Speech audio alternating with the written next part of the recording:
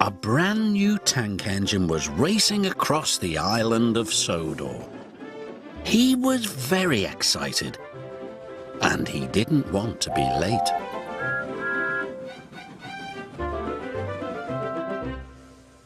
Right on time, said Sir Topham Hatt.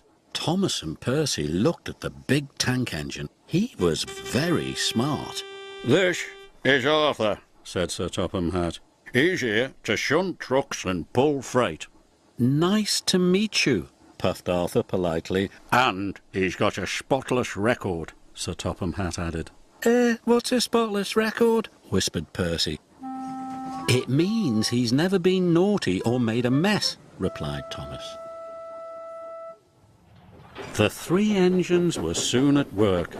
Thomas and Percy were bumping freight cars. They knew this was naughty, but they were having fun.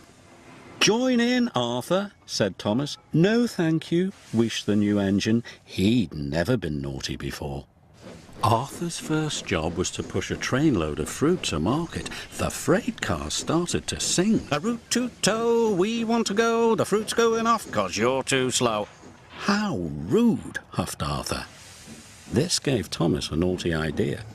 Sir Topham Hatt doesn't like the freight cars singing, said Thomas. You must stop them. Thank you, said Arthur. I will. Arthur was glad he could keep the freight cars in order. He'll never stop the freight cars from singing, laughed Thomas. Arthur chuffed cheerfully through the countryside. Soon the freight cars started singing again. Chug, chug, chuff, you tug and huff, but you're so rusty you can't even puff. Stop singing, huffed Arthur. Freight cars should do as they are told. The foolish freight cars were cross. If they couldn't sing, they would teach Arthur a lesson instead. We'll show him, they giggled. He can't push us around. Arthur struggled over bridges,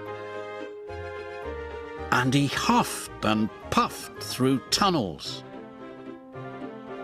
He came over the top of a big hill. You can't catch us, laughed the freight cars. Whee! But there was trouble ahead. Duck had stopped at the crossing at the bottom of the hill. Arthur's driver applied the brakes, but it was too late. Squashed fruit flew everywhere.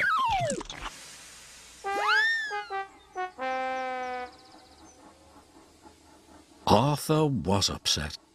His spotless record was ruined. Beep, beep!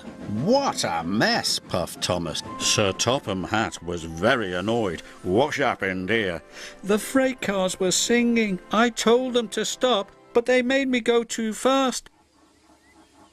Please, sir, it's my fault. Thomas told Sir Topham Hatt what he had done. Arthur, it's fruitless for me to say more, but Thomas, you must help clear up this mess. Harvey arrived with the breakdown crane. He could see there was a lot of work to be done.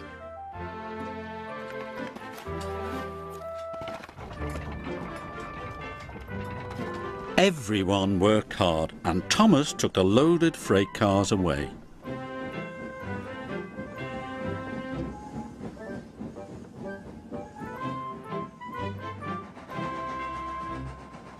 That evening, Arthur was having the squashed fruit cleaned out of his funnel. "I'm sorry I played a trick on you," said Thomas. "Thanks for owning up to it," replied Arthur. "Maybe spotless records are made to be broken," smiled Thomas. "And then mended again," finished Arthur, "just like friendships."